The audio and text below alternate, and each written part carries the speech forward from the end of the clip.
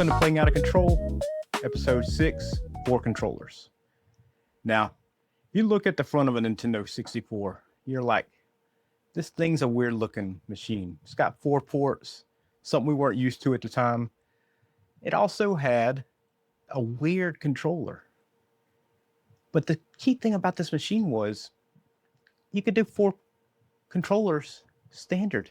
No multi-tap, no adapters, no extra piece of hardware. Even though the controllers were weird and different, you didn't have to talk your parents into buying you something different. Nintendo put 4 ports on the front of the box because it was making a bet. There would be a room full of people. And for a lot of us, that room was summer break. The Nintendo 64 turned 30 this summer. And so if you were a kid playing it 30 years ago, if you haven't seen a doctor lately, you may want to get checked up. Just a little. Anyway. And I've been thinking about the Nintendo 64 a lot, though, lately, because when I think back to the Nintendo 64, it didn't just come out as summer. It came out as summer, right? It was summer. We had jet ski game with water. No one had ever seen anything like that before in gaming. A Mario that come out of a blue sky and open space, stuff that just blew us away. And then the 4 controllers, the 1 couch, nowhere else anybody needed to be. All your friends over there playing with you. Tonight, we're going to take a ranking of the 10 Nintendo 64 games that play like summer. Not just by beaches and sunshine. We're ranking them by how they play on the couch, right? How it feels to be with your friends.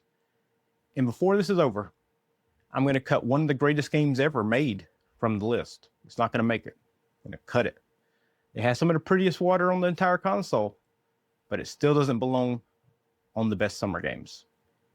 We also, tonight, have a Japanese-only Nintendo 64 game that just learned English. A Dreamcast game coming home about 25 years late. And a quick trip to the shelf for the man who became the face of Nintendo in America. That's all on tonight's episode of Playing Out of Control. Episode 6, 4 controllers.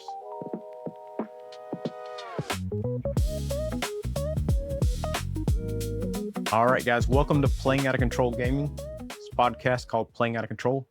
I am Adam Richardson. Some of you may know me as Maniac. Some of you know me as Fire Breathing Buddy. Playing Out of Control started in 1998 at a lunch table with me and my buddy Dave, just arguing and talking about video games. It grew into reviews, news, had a Sega site for a while in that era, PC gaming, Nintendo stuff, PlayStation stuff, and everything in between, right? And we lost the site for a little bit, but we brought it back and we're rebuilding it. And we're making good progress on it. The old archive, all the news has been rebuilt. We've got 2/3 of the reviews and things back, and we've got tons of new stuff. And my promise now is the same as it was then. No bought scores, no filters, just opinions. I'll tell you how I feel about it. You tell me how you feel about it. You're more interested in how this started, there's a whole section on the website about the restoration project and history. It's also the full origin story in episode 1. But tonight's episode 6. And last week in episode 5, we made a rule. A summer game has to play like summer. The release date doesn't get a vote. This week, though, for the Nintendo 64, we're adding a second rule. But first, before we get into that, let's take a look at what happened this week. So, here's the news. The Nintendo 64 week almost wrote its own news block this time. 30 years after the machine launched, people are still translating its games, building new hardware for it, and finding things Nintendo itself was never going to bring back. We start with Zool. Now, I'm not talking about the Zool some of you old computer gamers may remember. Not the Zool from the Amiga days, but we're talking about Zool Maju Sukai Densetsu. So, not the Amiga mascot. This is a monster training role-playing game released only in Japan for the Nintendo 64. And so, some people have really loved this game. And for the first time, those of us that don't speak Japanese, or at least speak it well, we can play it through a fan-made translation patch. And that translation patch has came out and it's pretty good, but let me tell you, a little bit of a warning here. Don't go into this expecting a Nintendo 64 Pokemon game, because it's stranger than that. It has its own systems, its own rhythm, and its own little corner of a library that was small and strange. But that's why this matters, at least to me. Preservation is not only just saving famous games everybody remembers, it's finishing the bridge to the games that some of us never got to see, never got to play. 30 years later, volunteers are still completing the Nintendo 64 library. They're still taking some of these games that came out only overseas and bringing them to Europe and America. So it's a pretty good way to start an anniversary week, in my opinion. Now, over at PlayStation, the physical media argument keeps moving. Sony Santa Monica has confirmed that God of War Lefe will be available on a real disc. Now, we don't know how much of the game will be on the disc, but there will be a game disc, so there is some retail value in that at least. Now, that matters because Sony has already announced that production of new Sony PlayStation game disc is scheduled to end in 2028. So at least one more major first-party game will arrive as something you can hold on to, lend, sell, and put on the shelf behind you, in my case. But the larger argument's still not going away. Players who care about ownership are starting to ask a very simple question. If the same third-party game is available on several machines, why buy it for the machine that has told you physical ownership is ending? This isn't a petition. This isn't like some kind of great thing. It's just saying the market saying, why? So we'll see if people start buying some of these games that are available for Switch 2 instead of buying it on PS5, or maybe they'll buy it on Series X if it's still out on the game. We don't know. So that's where we're at on that story. But the Xbox story has moved too, because Compulsion Games, the studio behind South of Midnight, is independent again. We talked about that recently. And now it's openly looking for co-development partners. Now, let me tell you, if you read any of the books about how game development goes in the game development world, this is a polite corporate phrase of saying, we need help. We don't have the money to keep going. And so we need to partner with somebody to help them make a game for them, or translate a game, or port it, things like that. They need clients. They have the compulsion, they have the distinct voice, and they have some of the most visually memorable games of the last few years. But what they need now is money. And I hope that the independence gives the team room to survive. I hope that they're able to pick up some games and pick up some funding, because independence without funding is not freedom for very long, right? The full story of how Xbox reached this point is in the Subsidy All 3 Parts on POCG.net. And while we're talking about people who actually make these games, Glen Schofield has announced his retirement from day-to-day game development after 35 years. Now, his career runs from Gex to Dead Space to Call of Duty, the Callisto Protocol. I actually got 2 copies of it over there. He has a very strange and impressive line through several completely different eras of the business. But he described it as having a front row seat to one of the greatest creative explosions in history. So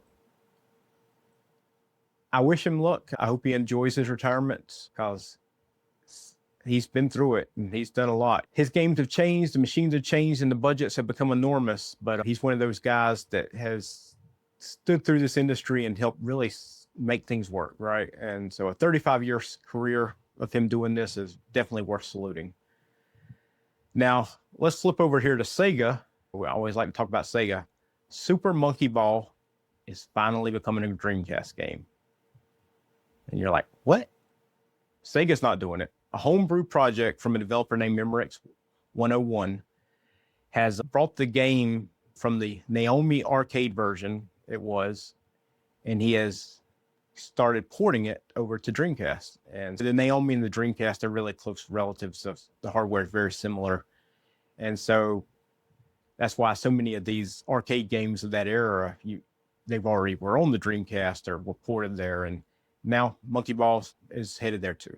So it would have been there probably, but the Dreamcast died, and the enhanced version for the home ended up being a GameCube launch game. So this is not just a port, it's a homecoming, right? So I'm happy to see it. We'll probably pick it up and do some writing about it here this next week or so, a review maybe, see how it plays. So it's 25 years late, but this is what homebrew is great for, right? This is what is amazing about our community of people nowadays, is the things that they can do here. They're giving us a chance to see the version of a past that almost happened, but it didn't happen. And so it's pretty cool. And two quick little stories before we get out of the news section. Konami is adding Super Bomberman Panic Bomber W to the Super Bomberman collection in a free update on August 20th. The 1995 Super Famicom puzzle game, it never received an official Western release, so 31 years later, it finally is getting that release. And yes, what would it be without a news story of Doom running on something? Doom now runs on the Casio Loopy, and you're like, what the crap is the Loopy? The Loopy was a 1995 Japanese-only console with a built-in sticker printer marketed primarily towards girls. Now it runs a game about shooting demons on Mars. Hey, yeah. The answer to can it run Doom remains exactly what it's always been. Give somebody enough time, and yes, anything can run Doom. I think we've pretty much established that. Anyway, that's the news. All right, this episode is brought to you by the guides section at POCG.net. These are practical guides to the best way to play old systems today: the Genesis, the Dreamcast, DOS, Windows 95, Windows 98. All those systems right there. We've got a little guides up there, even the PlayStation 1, how you can play them these days, either using emulators or other methods. So real answers, things I went through to test them to make sure they work. Recently just went through all of them, making sure everything still works. And we don't take any affiliate money on any of it. So any links you see on there, anything like that, if we recommend something, emulators, cables, devices, software, whatever, I'm not making anything off of it, so you don't have to worry about that. I'm not trying to tell you something to make anything. I'm not like one of those sites that tells you, hey, get this because we want you to click a link. Anyway, you can find it all on POCG.net/guides. And if you want more of the show, subscribe wherever you're watching or listening. We appreciate it. A couple weeks ago, we started a little thing called Off the Shelf or On the Shelf. And today, On the Shelf is disrupting the game. So often I pull down one of the books behind me and I tell you whether it belongs on your shelf too. So this Disrupting the Game, From the Bronx to the Top of Nintendo by Reggie Fils-Aime. Reggie became the public face of Nintendo of America during the GameCube and Wii, Nintendo DS and Switch years. He really, for most of us that think of Nintendo, he's the guy we think of these days, even though we grew up younger than that. But this book starts long before Nintendo. It follows him from the Bronx through Procter & Gamble, Pizza Hut, VH1, and eventually to the top of Nintendo of America. Here's the honest caveat. Let me tell you that this is, if you want 100 books of Nintendo history, there are some great Nintendo-only books. But this isn't really that book. It's like a leadership memoir told through Reggie's career. But somebody recently asked me, can the new head of the Xbox Studios, can she be a good president of a game studio because she doesn't have experience in games? And Reggie's one of the key examples of how you can.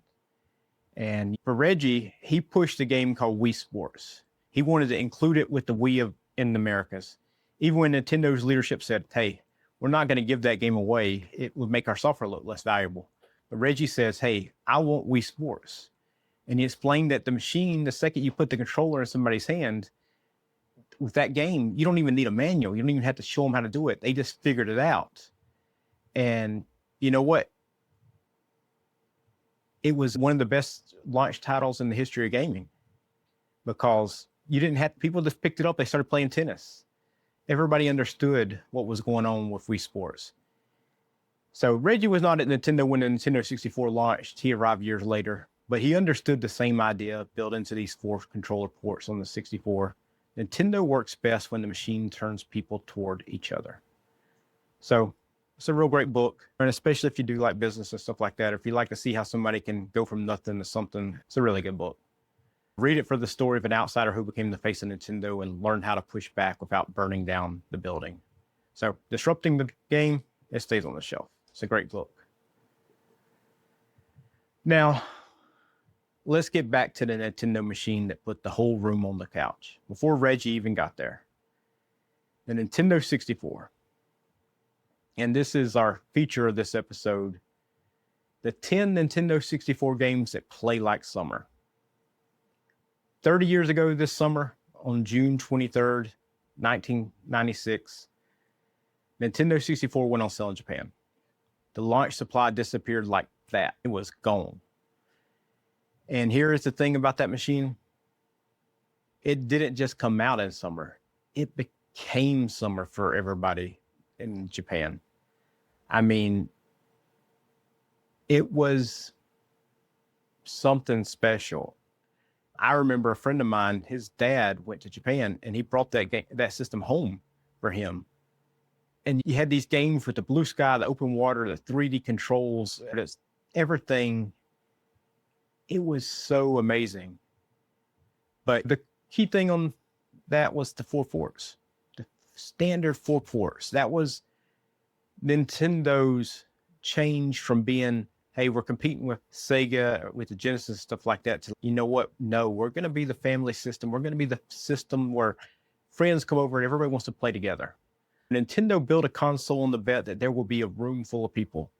And for a lot of us, that's what the Nintendo 64 became. Last week's rule still stands, and I'm not re-arguing that a summer game has to play like summer. But the release date doesn't get a vote. Although, the Nintendo 64 in Japan did release in the summer. But we added a second rule for this episode. And that's 2 kinds of summer at once, right? And one's the look and the feel of the season and the games that were the season but this time I'm looking at the games that were summer because all your friends were over there and you were all playing them. So it's like vibe first. It's great stuff. But anyway, number 1 game on the list. Number 1, Wave Race 64. Come on. This is literally the freaking funnest game I ever played on a console for the first game with friends and everything.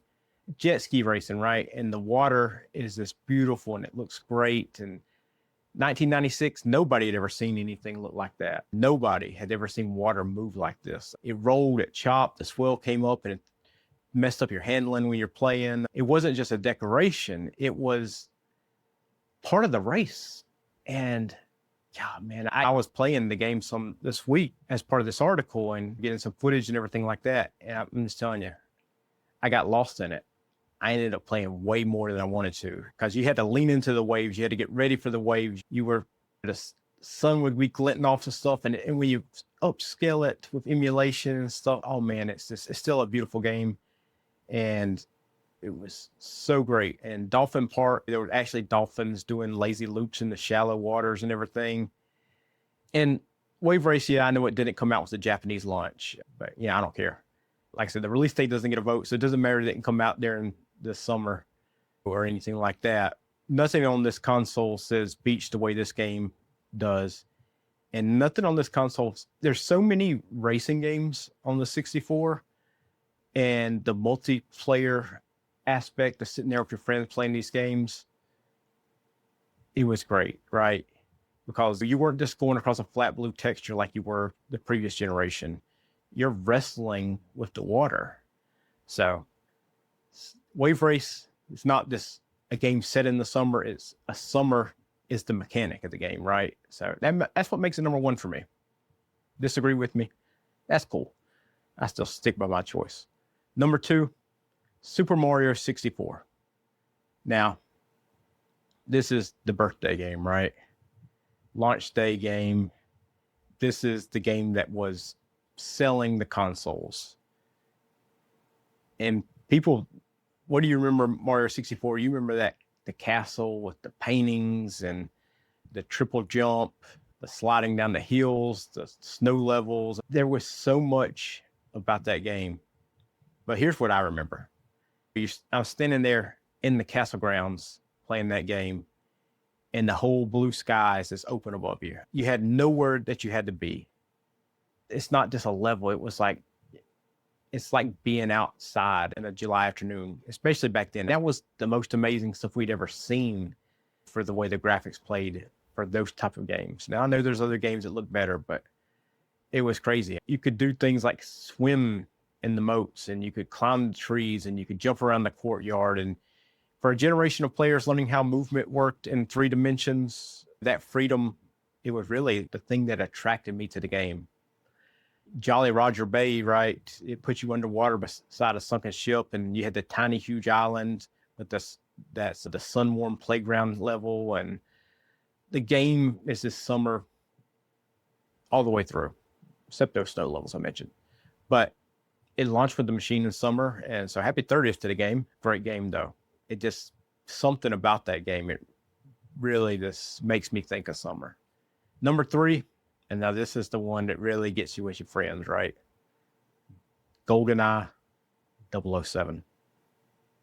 Not any sunshine or beaches or anything, sand in this game. But let me tell you why it's number 3, because of rule number 2. And rule number 2 is exactly this cartridge. Picture divided in the quarters. We're all standing there putting stuff around the screen so friends can't see the other side of your screen. Everybody crammed onto the same couch. Everybody trying to cheat off the other person's side of their screen to see where they're at. But come on. Everybody remember hiding the proximity mines in places where people couldn't avoid them. Arguments over who got which corner on the screen. And you know that, friends. We all had that friend. And mine's name was Ben. And he picked Oddjob, and he just wouldn't stop, right? If you grew up with a 64, the smell of summer in somebody's basement, somebody's couch in their living room, and the menu music of GoldenEye loading up. And it's not on the list, like I said, because of scenery. It's here because of the memory, time you spent with friends during the summer playing games. And memory counts. And why you still have it, at least. Mine's going quickly, so. Now we jump back into the middle of the list, because the middle of the list runs through the entire season of summer. Mario Kart 64. It's got the Koopa Troopa Beach. It's got the friends on the couch playing with you. 4 players in battle mode. That's basically our second thing that we added to what makes this summer. Diddy Kong Racing. Similar to Mario Kart, but with a very tropical feel, where the world itself is like a vacation. You've got cars, hovercraft, planes, an adventure structure that made the island feel like a place, not just a menu between races. I love that the 64 has so many of the same kind of games that brought everybody together, but they were different at the same time. And then I know a bunch of you suggested this one, Banjo-Kazooie. Come on, Treasure Trove Cove might be the most single obvious beach holiday level on a console, right? Bright sand, blue water, lighthouse in the hill, and a shark that makes sure that you don't want to get too relaxed in the water. And then the game that really started making people want to hate each other, right? Mario Party. The board games that you had friends over for all of a sudden turned into a video game. A game where Nintendo eventually offered protective gloves because rotating the stick, that analog stick around, was tearing up the palm of people's hands. And nothing says friendship like an injury waiver that you'd make people sign to come over and play. And you can't have a summer list without a Donkey Kong game, right? So Donkey Kong 64, a whole humid August of a game, right? Big, loud, overstuffed, the kind of game you could disappear into because school was still weeks away. Man, I love Donkey Kong games. And then last, Mario Tennis.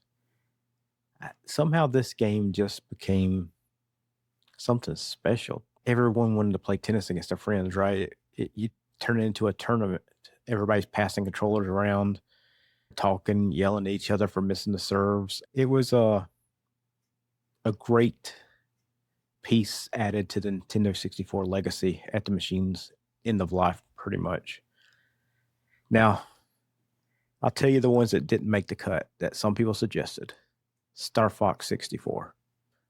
Yes, it came out in the summer of 97, but it's a space game. Yes, it's one of the best games on the system, but it's a space game, and it really just doesn't feel like summer. It's a great game, but it's not on this list. Some of you suggested Turok because, hey, Turok's got a jungle. It's also a murky horror shooter where everyone and everything wants to kill you. So unless your idea of vacation is Jurassic Park, yeah, it's not making the cut either. And lastly, the hardest one to cut, but it had to be done. The Legend of Zelda, Ocarina of Time. Yes, it had Zora's Domain, and it had Lake Hylia, and it had some of the prettiest water on the entire console. But it's a dark game at times, right? And it's not really a summer game.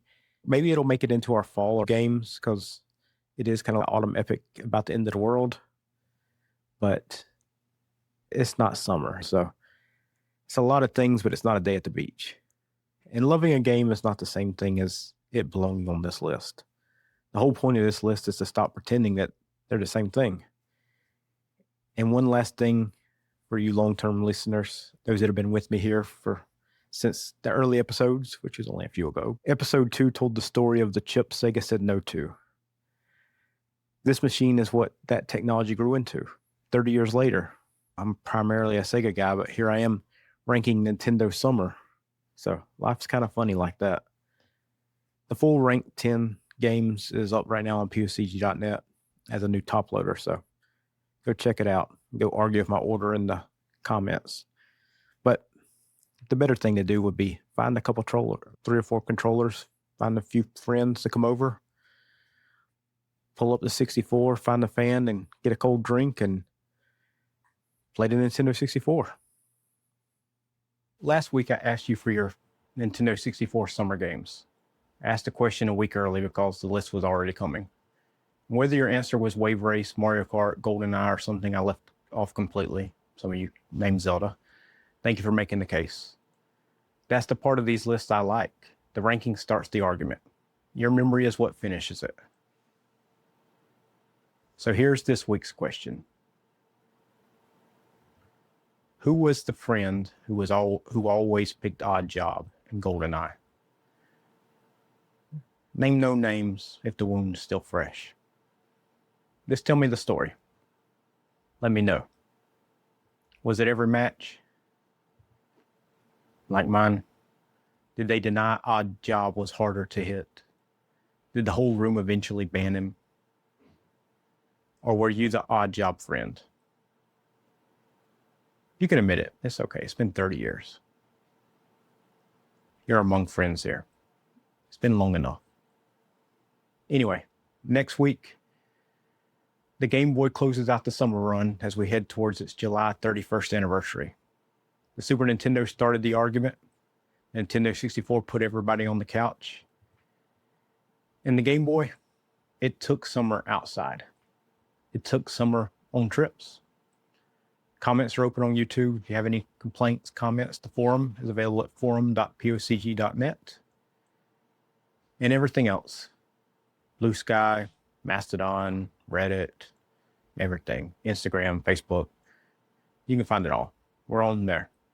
And the links are all on pocg.net. I'm Adam Richardson. This is Playing Out of Control, episode 6. We've been here since 1998. No bought scores. No filters. Just opinions. So, thank you. And enjoy your week. We'll see you next time.